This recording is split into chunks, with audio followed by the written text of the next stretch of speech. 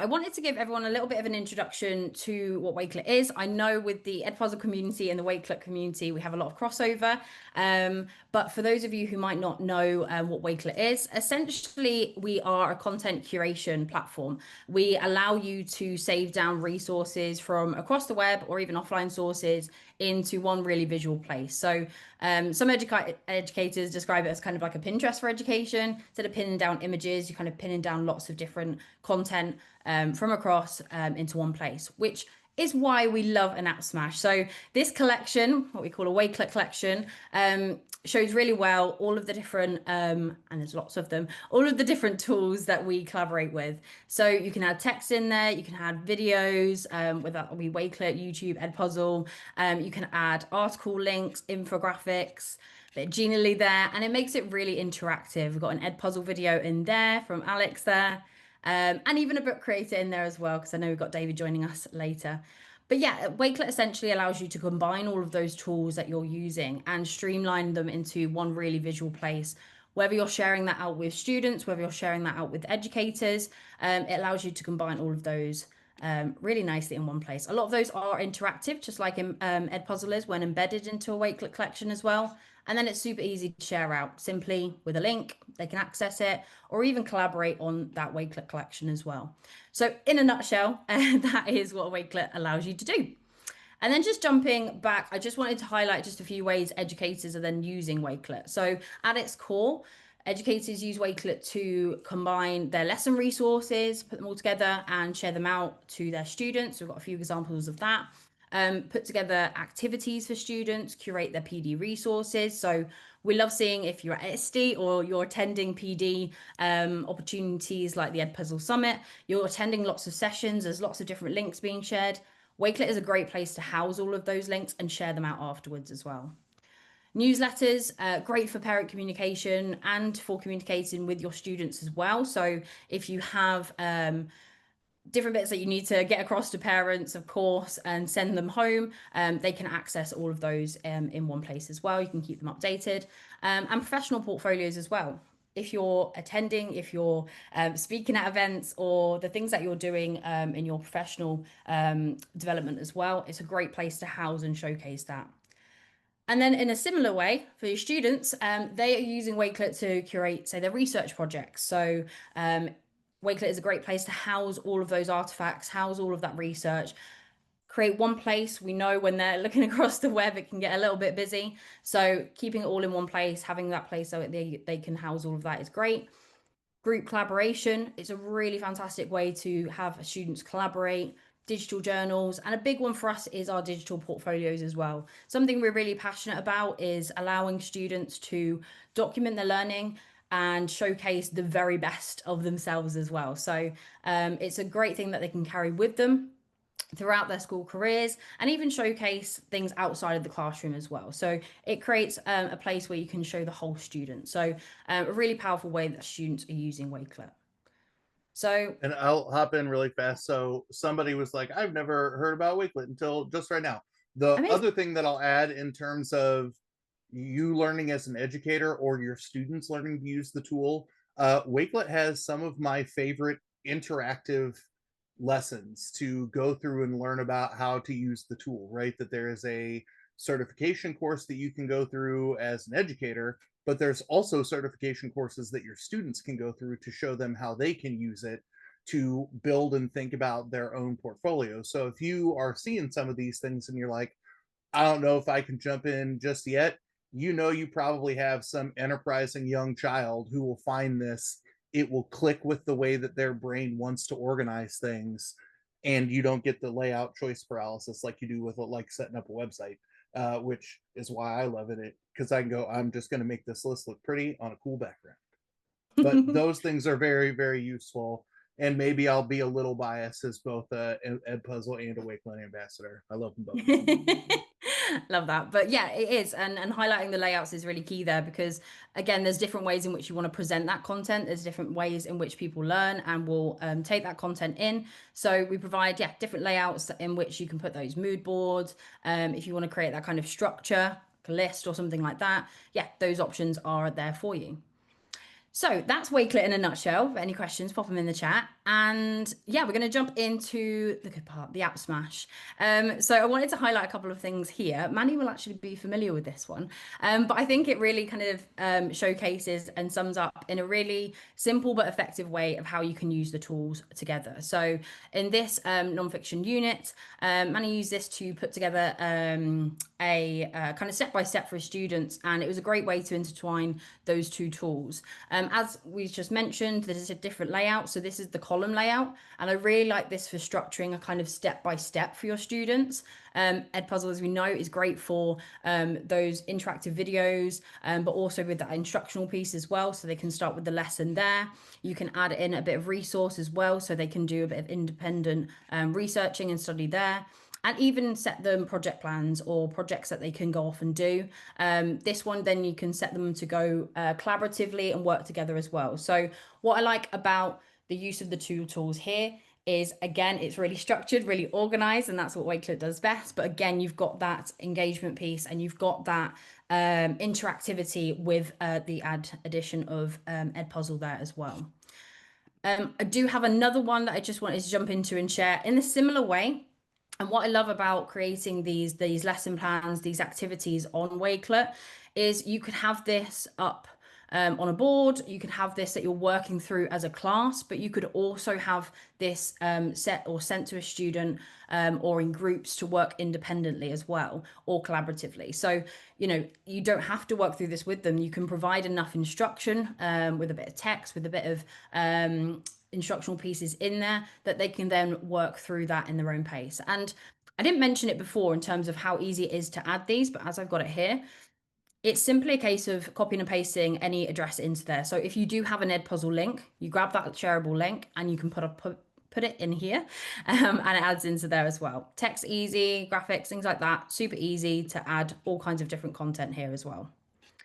But yeah, this one is structured in a way that we want the students to learn first, explore, and work through those Edpuzzle videos and interact with those. Again, you can add a little bit more context and content in there, but it's lots of different ways of doing so. And then what I really love about Edpuzzle, of course, is that you can, you know, make it a bit of a reflection opportunity as well. Not only are they learning and working their way through that video and absorbing that information, but they're also being tested along the way and testing their understanding and their knowledge as well. So we've included one that's got the added questions in there, so it kind of breaks and asks some questions along the way. And then I thought this was a bit of a fun one to put in, a bit of a reflection activity you could set for them. So I think this is really important in terms of understanding or getting your students to showcase their understanding, twisting it into an activity where they could include like their own story, really showing that kind of deeper understanding of what they've taken from this lesson. So in this mission, it's to imagine you're a droplet in the water cycle and explain your journey and explain those little pieces of information in there as well. You can have prompts. You can have that as a video record, either on and showcase on Edpuzzle or on Wakelet as well. So those are a couple of examples I wanted to show, but And, I know, Remy, you have some great ones. well, and here's where we can tackle. Tina asks a good question about, can we change assignments or differentiation or things like that? The answer is very quickly yes. So the way that I would do this is with, you know, one of the Wakelet collections that Amy has. So if we did the water cycle one, I can click the make a copy button that will get relegated to behind the three dots. Click make a copy, and then I can go through and change the prompts. I can change if I have an A and B video version, A and B version of a video, and A and B version of text, that I can create multiple versions of the same Wakelet collection and share it, you know, publicly or privately with students who are, you know, used to getting the accommodations however you share it with them.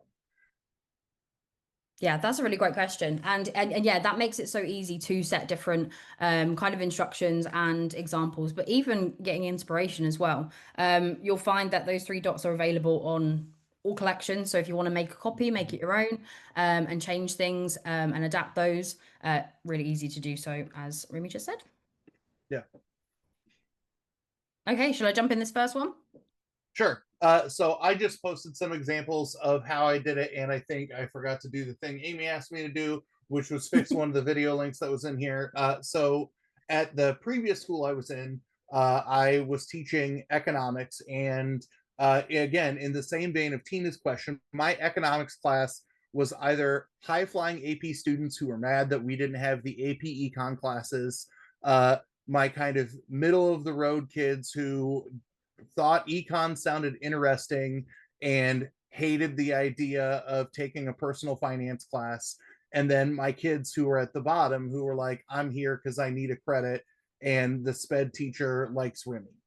So I like sharing things through Wakelet because, as you can see by all of the different things that are referenced in this, aside with stupid gifts that I love, uh, right in one spot, I can have kids watch an Edpuzzle video and then engage in annotating something from Cami, taking a quiz on Wayground. Oh, you can see rest in peace Flipgrid there at the bottom. But you can see I had two Edpuzzle videos in here and they disappeared because this was from my previous school. So I will fix that after my 1 minute in the rapid fire session. But you can share it where it's either set up to just where the students in your classes can see it, so it will go directly to the grade book of the class that they are assigned, or if you have one of those open enrollment classes where anybody can click in and take the video, you can do that. Michelle, mine probably seem overwhelming because the one that I shared where I was like, what's my good example of showing all of the things that Wakelet can do together? This was an April lesson, so towards the end of the second semester, where I've got everything there. I think the first two examples that Amy showed are probably pretty good at going, here's how we can buckle down to just one simple concept of learning about and then applying the water cycle. This one was a mixture of me going, here's some things that you want to read, and then a bunch of ways to engage with learning about the Federal Reserve banking system, which is as exciting as my voice is. But one of the other examples that I have shared is I do all my classes are set up in a self-paced mastery learning system. So if you click on the one that says markets and markets and econ systems, yeah, the next one, this is literally an entire like week's worth of content that for my kids who either had issues getting into things on their individual device, wanted to be able to not have to engage in a website and could just click through this.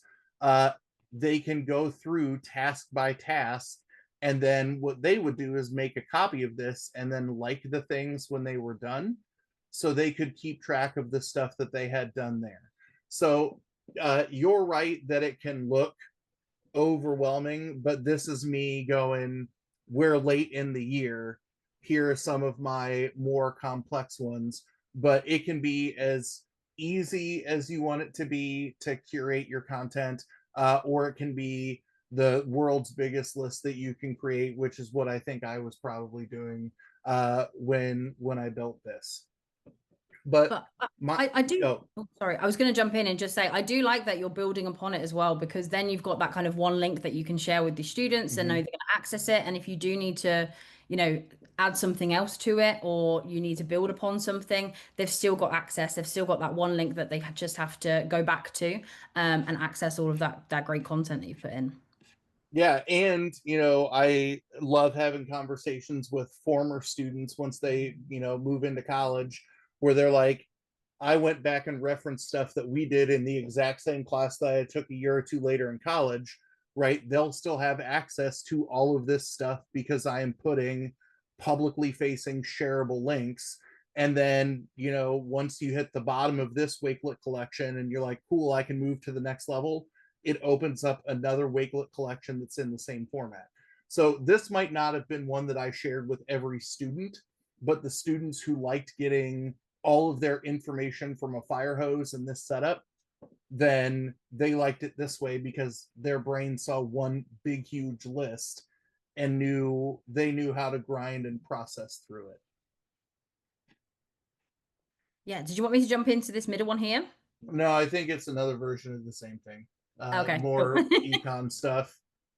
Um, but I like how you can marry them together. And I also like, as I told somebody in the chat, I am newer to the Wakelet community as well, that I think it's maybe been 2 years that I have known about and instantly fell in love with this platform as both a system of personal organization, right? I have my resume and portfolio are part of my public profile on Wakelet, and being able to model that for students. But then the fact that I don't think I found an app that has not integrated well into a Wakelet collection. That, the most work that you might have to do is go in and clean up a text description of something. And that's not on Wakelet. That's on the API information that a website shares. But you Yeah. can go in and make any of these individual panels look and say and do what you want them to do.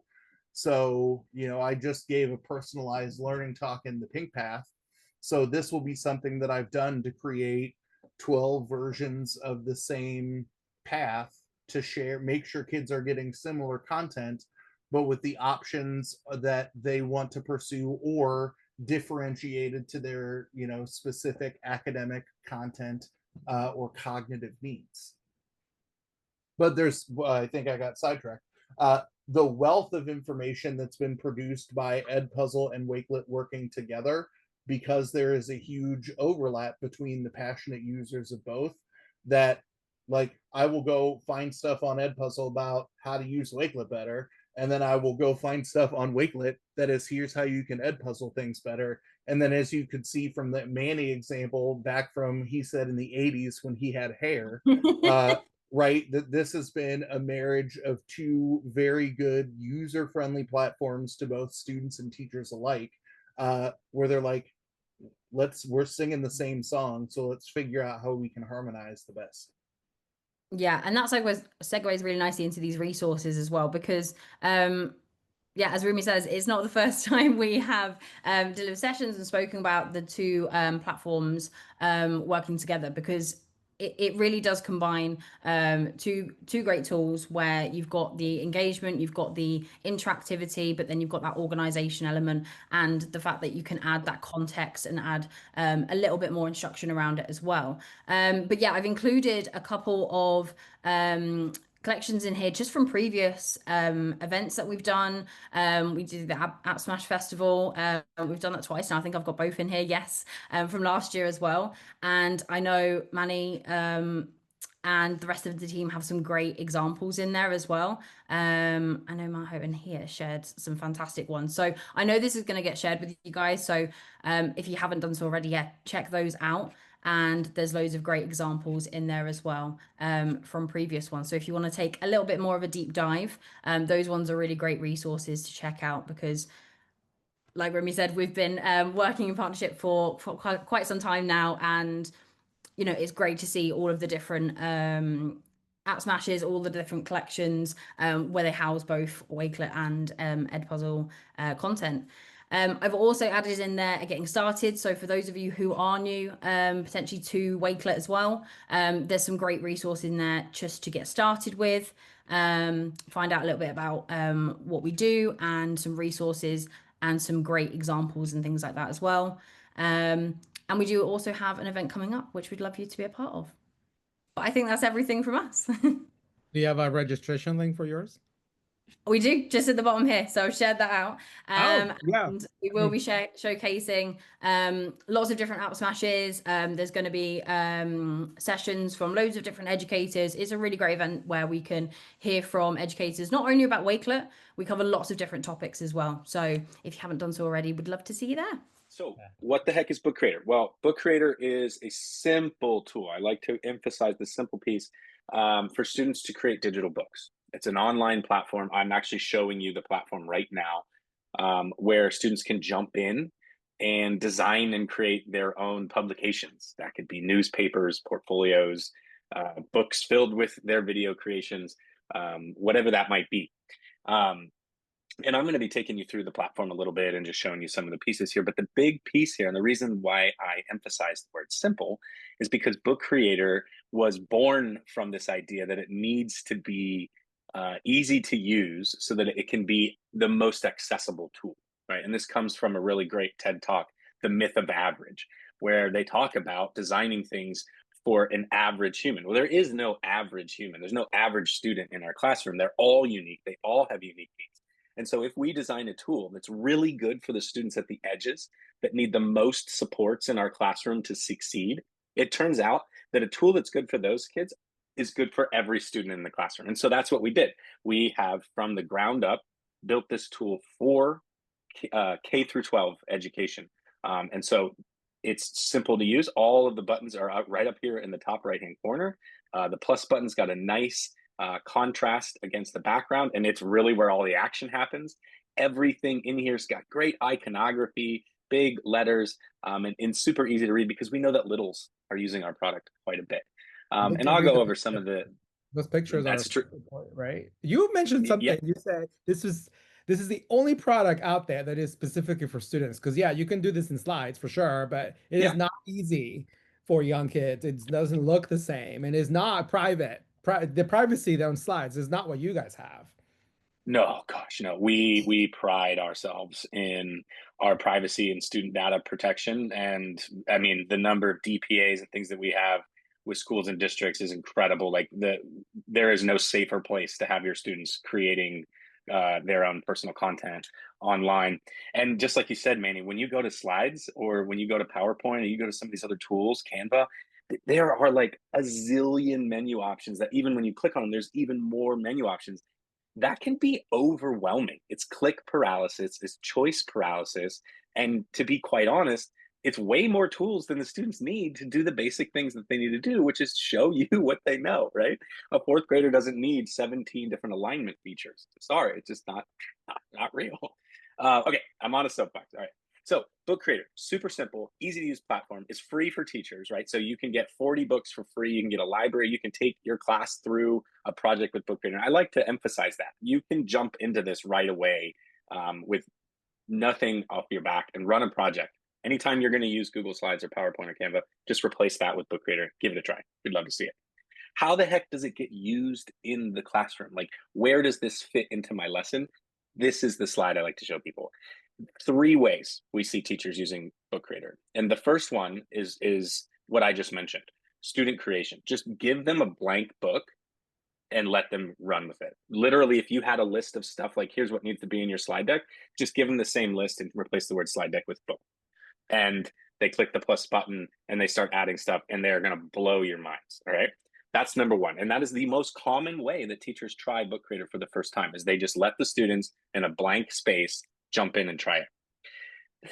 Second most common way, educator creations, right? So we have educators who are jumping into Book Creator on their own behalf, and they're creating new learning resources for their classroom. So sometimes textbooks stink, sometimes kind of like always. You can create your own classroom resources, right? You want to make a hyperdoc, right? That's a great example. You can make it right in Book Creator and have all those elements available. And then there's the middle piece, student templates, right? This is a teacher taking a little bit from column A and a little bit from column B here, right? Grabbing some of those learning resources that the students are going to need, like an Edpuzzle, putting it into the front matter of the book, and perhaps even having that align with the teaching, the instructional resource that they're showing the students, and then having parts of the book be a template for the students to fill out, right? Add your audio, video, or text here. Translate this passage, add an image to show us that you understand. All those things can be done all in unison. So I really like to show this because it helps teachers sort of place, where is Book Creator most useful in my classroom? And what we find is it can really be used throughout the entire learning process, but we get the most amount of traction there at the end when it's, hey, now it's time to get creative. Show us what you know, show us what you've learned. Book Creator is where you want to send your students. Okay, a couple of features talking about accessibility that we think really stand out, especially when it comes to creating this classroom for everyone that's completely accessible. So you can add co-teachers to your library that can help manage assignments, assessing books, all that kind of stuff. we've got alt text and alt text generators, right? So you adding in images and you know that your students might be using a screen reader or that they leverage tooltip to get more information about an image, got you covered. It's super easy for self-differentiation. Like I said before, show us what you know can mean a lot of different things. And we have audio, we have video, we have photos. You can translate all those things. So a lot of that choice that we asked for in UDL with the representation of like, how are these students going to show us? We've got you covered. And it's so simple, right? We offer closed captioning for our videos, so you can automatically generate closed captioning from any video that you upload and then translate that closed captioning, which is incredible. Students can collaborate on books, so you can have 2 students collaborate on one book. You can have the whole class on one book. However you want to divvy it out to the students, you can have them collaborating just like a Google Doc. We have commenting features for the students and the teachers, all translatable with audio, video, text, all of that. 137 different languages. Whoop. We have an open dyslexic font, right? We also have Lexend, which is a very popular, just ahead of Open Dyslexia as a font. If you're going to use Lexend, that's a really good one. So is Poppins. We have both those fonts. Speech to text, which is amazing, right? So I can use my voice to type, which is great for the littles. We always know they're going to say way more than they take the time to write. And so having that just type with your voice, stream of consciousness, and then go back and edit it, very powerful for students. You can also use your voice to search for photos, for videos, for icons, for anything. So using the keyboard isn't a requirement, but we know that some students don't do well with trackpads and mice, and they leverage keyboard navigation really well. Got that built in, got you covered, no big deal. We've got text to speech with PDFs, so you can upload a PDF, have the screen reader read all the text on it, translate all that. So super easy to use. We've got read to me, and read to me works like everywhere. You type a little text box, read me just this text box. You highlight some text, read me just this text. So super robust ways of jumping in, getting the students excited about the content, and reaching all of the learners. There's no more quiet students in your class. Last piece there is the translations. You can translate literally anything in Book Creator, which is fantastic. Even your audio clips and notes. A couple of, okay, I think that's it for this one. I wanted to, these 2 books, I did want to show these. So we have 2 different books, just going back into this accessibility and multilingual learners. This book is all about accessibility for teachers, and it's got a little bit of more resources at the end. And then we've got a whole book about multilingual learners. And I'll share all this out with you all in the chat. But it's time to get to the really good stuff. Are there any questions? See Sorry, how cool I'm it looks so like when bad. it opens. It's just like it looks like a book. It's like so cool. Oh, you're the best. Okay, I'm looking at ¿Qué onda? No. Greetings from Mexico. Yeah, Stormy made it. Woo! Okay, muy bien. Stormy's here. Woo. Okay, I don't see any questions, so I'm going to move on. So you're thinking, I mean, I'm sure now that I've shown you Book Creator, everyone out there is just teeming with ideas of how they can take this to the next level, Manny. But what I've done for you here is I've shown some examples, or I've really kind of honed in on a particular example of the way we can bring Edpuzzle and Book Creator together.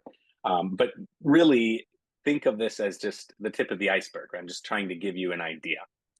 So I taught photography when I was in the classroom. I taught high school photography in Virginia for 4 years. And so naturally, when I went to make an example of how I use these together, I just used an example of what I did when I was teaching, which I'll show you here in a second. This book I'm also going to share with you. It's got a little bit of that what is Book Creator piece, but I also put in some examples for using Book Creator just within your classroom. So supporting those language learners like I talked about before, giving them agency. We are huge in the special ed space and the literacy space, ELL, all of that. So jump in, give us a peep. I also put in this nice little page about why someone should use Book Creator, but I covered that for you already. Okay, so a little bit about what I created here, and then I'm going to show you the book.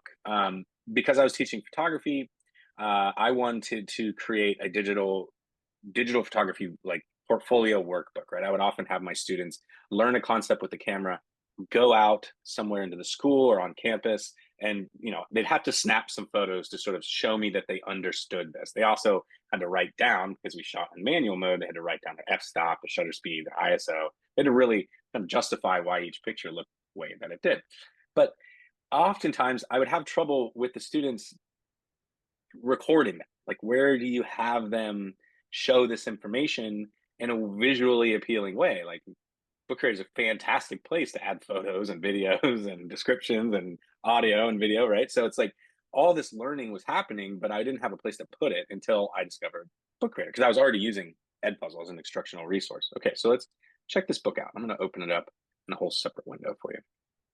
Okay, so this is an example of a book that I would give directly to students. Okay, and it's gonna be sort of from that middle category. Some of the content in here I put in as an instructional piece, as a SEL piece, right? Want to know a little bit about how you're feeling about this class, want to understand what your experience is with photography. So this is a bit of a workbook that the students are going to get their hands on, but it contains instructional resources as well. And doesn't that look so good, Manny, having this little look better. blue, yeah, it looks better. It looks better than Yeah. the blue link that we used to have. Yeah. Okay, so here's a great example. On the left, this page here is about camera bases. You know what? I'm just going to turn off side-by-side pages. That's just a little trick for you there, folks. You can actually, while you're viewing a book, you can determine pages are right to left, whether you need to read words. I can slow her down to speed up the read to me stuff. So, sorry, side note. It looks On great. this, It's just like this the template page, that you have is wow. this one, Yes, it's just like it looks pretty. Like how you organize the information. Like we don't do that, and it's just the color palette that you have. It's easier for students to see it. I can actually show you. Like this was a template that we already had in our Discover library that I just pulled out. So we have this Discover library filled with chock full of notebooks and templates that you can jump in and just remix and automatically use. I'm trying to quickly see if I can find the portfolio one that I just used, but like it's so easy to just remix one of these and change the stuff that's inside. This is all digital citizenship, so probably not. But I pulled through there. I found this little book and I put it together. This page is an instructional page. So this is an Edpuzzle video, and I'm going to show you how I did this in just a second. This is an Edpuzzle video that has a pop-up window, right? So that they've never left Book Creator at all, and they can get started. They can view the video right here. All of the built-in stop points that I have, those will all happen right here in the pop-up. They never have to leave the book, which we know can be an issue for students. If you got them jumping from tab to tab, things get lost, things get closed, or adventurous minds wander, right? This can all happen right here. Now you can see in the pop-up that I'm logged in to my account, right? That's hot. That's because I'm logged into Edpuzzle in another tab. But I'm gonna show you something. If I had logged myself out, this particular video would still work. All right. So there's really two ways you can do this. Because I'm logged in, you already starting to see this. I could use an assignment with an Edpuzzle and be tracking my student progress, but having them never left Book Creator, which is great when we're thinking about the process of learning, right? Teachers control process, product, content, and their own learning environment. And when we add ed tech, it extends the learning environment like a new room onto the classroom. That can get crazy. And so teachers want to know, how am I going to have to use all 19 apps in this app smash, or can I kind of stack them together? And that we were really excited when we saw that in the pop-up, you're still able to get that authentication. Neither of these two require the students to log in, right? These are self-check. They can watch these as many times as they want. And why is that? Because on the next page, now I'm saying, go out, get these pictures taken to show me what you know. And they're actually at the end right here, they're supposed to complete a quiz and then add their photo. These are not photos taken by my students, by the way. Add their photos in at the end, right? So this particular in step 2 is for them to go in and create their own video. Now, you'll notice here, check this out. It opens up in a new tab.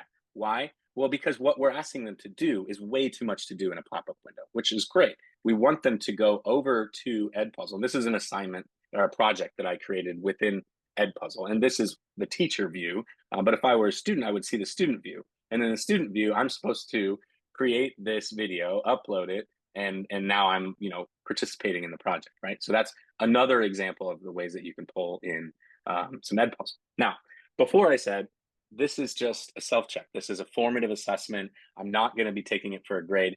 Your grade will be the result of the photo that you give me that shows me that you did that formative assessment piece, right? And if you didn't need that formative assessment piece, you didn't do it, but you still did a good photo, I know you know what you know, right? Sometimes I need to actually give you a summative grade based on what you watched. And Edpuzzle, by the way, is a fantastic place to do that. So this particular tab opens up in a new one, and I have to log in, which is also great because we want them to be taking the assessment right here. We don't want them to be jumping back through the pages and watching videos to answer those questions. So this takes place right here. By the way, if students watch these videos and they're logged in, you'll be able to see that as well. So if you did want to track to see if they did that and they're logged in, you'll see that. So how did I do all that, right? Let me close out of this book. Yeah, you showed us three different ways. Yeah, I showed you 3 different links. Correct. Yes, there are actually 3 different links that you want to use. Okay, so I lost my book. Oh, am I showing you one of the new features of Bookcreator? Yeah. Okay. In this book, this is what we're going to share with you, this particular book. And it's got access so you can see that digital portfolio book and see that as an example. But it also, what I did was I took screenshots of how to do this. All right. So this page talks about that first piece. I want to use this for independent practice, for that formative self-check assessment, where I'm probably not going to be taking a grade, maybe just checking off that they did it, you know, but I don't need to necessarily know who the students were. Okay, so here's what you're looking for. You need to have the video saved up into a folder. Remy talked about this before. So under my content, I have created some folders, right? And within those folders, I went shopping on Edpuzzle. I didn't make any of the videos that I used for this. I watched them, I checked them that they had the right content, and I checked the questions. I edited maybe 1 or 2, but like it was really fast to make this book, right?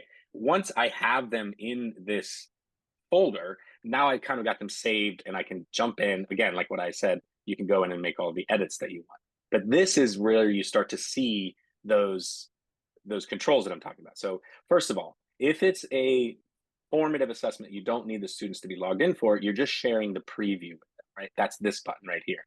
And when it pops up, you really get 2 options. One is to share with your colleagues. Well, this is a book for students, so we know that that's not the option that we want. We want to grab this, embed this onto your site or something. And that's why it does that beautiful little pop-up right within the book. And it keeps students on task and in the learning, right? That formative piece should be quick, it should be painless, and it should happen right away. So that's the link we use for the formative. Go. Now, click on the share preview again. The important thing is, like, look at the link that says media. When it says media in the middle on the top, that means that lesson has not been assigned. That is in my folder. Now Okay. you can use that one. Amy used that, and it will pop it, like it will embed it. Now with Bookcreator, you have to have the iframe, which is the one below it. So depending on where you app smashing, that's what you'll need. Just try it out. But that one, Fair. if you do not need data, it has to say media. Okay, fair. Good to know. So looking for the word media in the file, and I bet you it's in this one as well. Yeah. This has just got some of the extra little iframe codey stuff in the front, but this link that they're saying, hey, show this particular link, it's the exact link from above. This one just has sort of that extra special iframe piece so that it pops up in Bookcreator. Love that. Thank you, Manny. The other way, right? And so, and then, sorry, I should finish us off. We need to snag that link. And then in Bookcreator, it's really simple. We just simply use the embed feature. So when I was already in Bookcreator, silly. Media, embed. And then I'm just going to paste that link right there and hit confirm. And it's going to show my little iframe and I can resize it. I can take the title down and things like that. Couldn't be it said iframe in your Bookcreator. That's great, because sometimes I did not know what an iframe was until I moved into district office. I'm like, what is an iframe? So on Bookcreator, it said copy the link, and at the end it says it might say iframe. That's yeah, iframe is popular. just like Wakelet, we don't require an iframe. A lot of times you can just grab whatever public facing link it is and throw it in, and it just makes it happen. Wakelet's actually like so good at that. Like everything you put into Wakelet, it's just like, oh, now it lives here. And you're like, what? How did that work? So same exact concept. Really, we encourage you to just try. If you have a link from another tool, just try. And if it doesn't have like a beautiful pop-up or something like that, it will still just show up as a little box that is a link to open that thing. And so you can play around with really embedding just about anything that you want. Okay, that was formative. Now let's do the summative side of stuff, right? Because we want to sometimes record what the students are doing in Edpuzzle, because that's great. Edpuzzle is going to allow us to assess students for that formative piece as well. So I labeled this as such. Students' responses should be tracked in Edpuzzle. This is when we want to use the assign feature, right? Because we need to have those students sort of rostered out in Edpuzzle so that we can assign that, you know, Juan watched this video, Juan receives this grade. It needs to like all line up. Otherwise, it's just random student watched the video and got whatever grade, and you don't have any idea. So we kind of need to know who the students are. That is under the assign feature, right? And so I have to have a class to assign it to. You have a class because you're about to assign it. Well, but I have a class. I just don't know whether it's a legacy class. Click on the It is. It's a legacy class. Boo. So I highly recommend that you create a new class type and don't just use the legacy class type. But I created this before probably. Yeah, the new features will be in the 2.0, which is the new classes. Which when I made it, this was still in beta, I think. Yeah. But this is definitely going to be the way to go. I would definitely check out. Next school year, you all have to be using new classes because the other ones will be. Well, for the point that we're trying to make today, it's actually going to work for both of you. So if you're still using the legacy class, don't worry. You got a little bit of time to catch up here. But if not, create that new class. I already have a class called Photography 1. Awesome here that I can assign it to all the students that are in the class. I have myself in there and my personal email. And then I can hit next. Now, I've already done that. But what it's going to do is it's going to end up giving me, sorry, I need to give it some more info.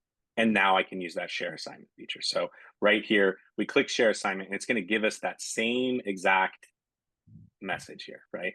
Do we want to provide a link? Yes. So again, if I want my students to do the assignment in Book Creator, I'm going to use the iframe. I'm going to have the pop-up right there in Book Creator. And if they're logged in, it's all going to work just fine. If not, they need to go to a new tab, log in, and then come back to Book Creator. If I want the assignment to pop out of, like I showed you before, and open a new tab, which you might want to do if this is a summative assessment, you would use this one. And you notice here, it doesn't have media, it has assignments. And that means that this is a video that's assigned to students. They're going to have to log in to access this content. With a grade book, yes, for grades. Yes, exactly. All right, all that's in here. These step-by-step instructions, I checked them this morning. They look great.